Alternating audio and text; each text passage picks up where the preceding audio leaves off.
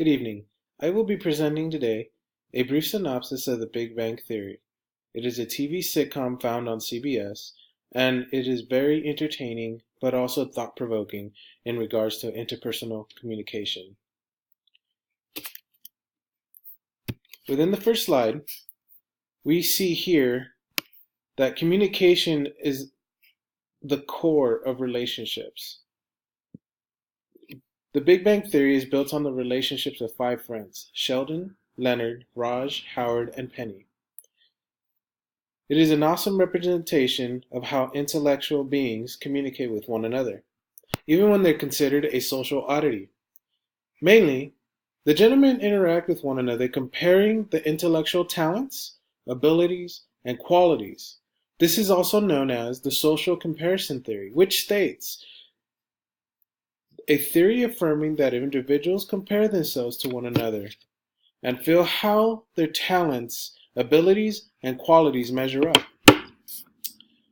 We also see when interacting with those outside of their circle, their communication style changes depending on the situation at hand.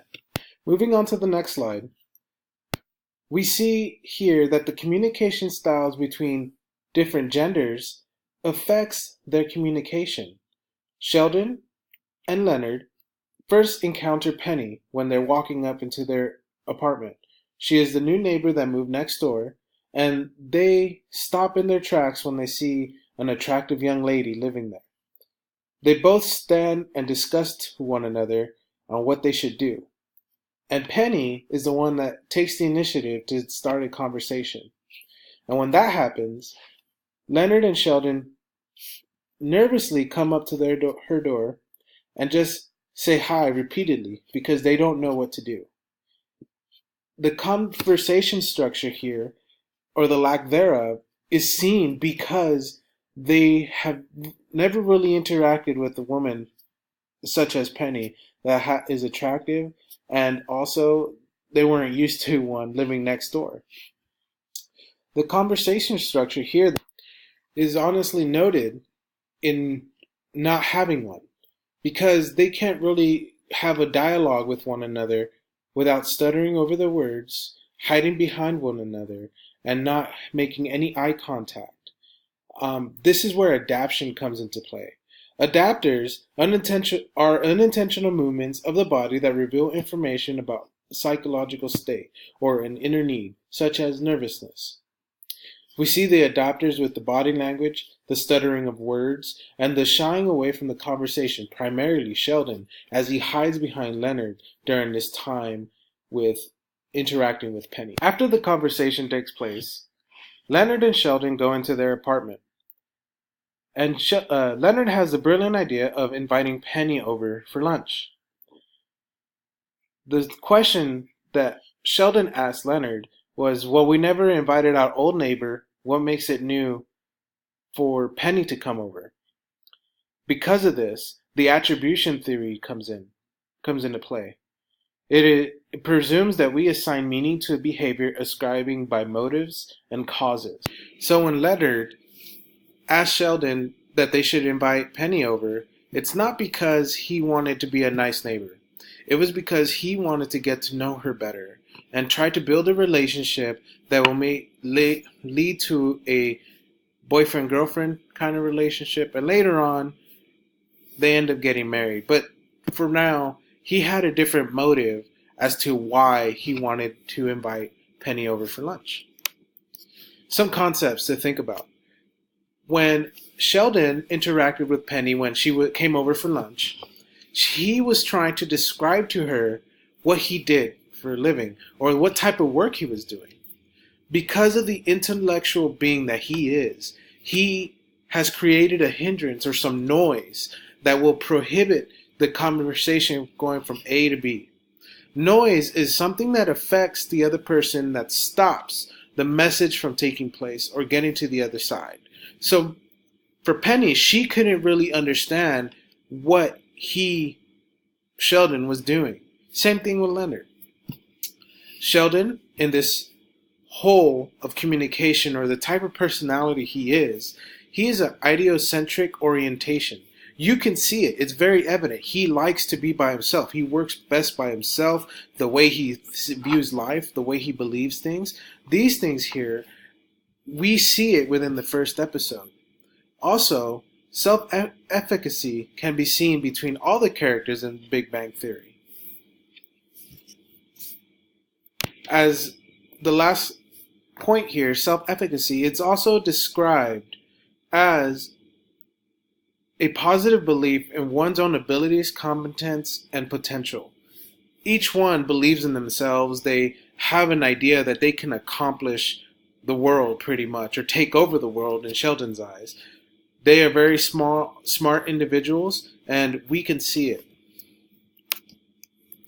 Now, going from the first episode in Season 1 to the 20th episode in Season 9, we also see the progression of communication between the dyads of Amy and Sheldon and Leonard and Penny. These dyads, which is also defined as a two-person relationship, has improved the ways both men communicate. From being very hidden and sheltered, or better yet, introverts, they were able to communicate with the opposite sex even more confidently. When they were at the Big Bear Cabin during the time of rain, Penny had a brilliant idea of playing Never Have I Ever. It was a drinking game that they were trying to do to pass time. Within that, a conflict arose when Penny found out that Leonard had a secret bank account because he believed that his wife couldn't save money, or actually wasn't good with money, and he thought that if I kept a secret bank account, he would be able to have something for emergency purposes. Also, when they go off into another room to solve this conflict, Sheldon and Amy have an intimate moment. They are both sitting on this couch, but they are also playing this game. Their body language is inviting to the other person. They are looking at each other intently with their eyes on one another. They discuss little secrets here and there, trying to find out more about one another. And because of that, that body language, the eye contact, just that time that they had together is a progression from the time where Sheldon first meets Penny and he hides behind Leonard because he doesn't know what to say. That is a progression within intimacy, also in communication with that dyad. In regards to the conflict, Leonard and Penny go into the other room. He first admits that he was wrong. He admitted that he shouldn't have kept a secret from Penny and having a secret bank account, and that he was sorry. This is also known as the assertive expression style, a style of communication that is honest, clear, and direct. So he came up and he took that initiative and apologized, knowing that he did wrong and he wanted to fix it, and he was being honest about it. And Penny was able to resolve it. They were both able to resolve that conflict. To conclude, Big Bang Theory is great in illustrating different forms of communication, the formation of dyads, relationships, friendships, and it also highlights the importance of communication overall. So far, it was a joy doing this presentation, and I bless you guys, and have a good night.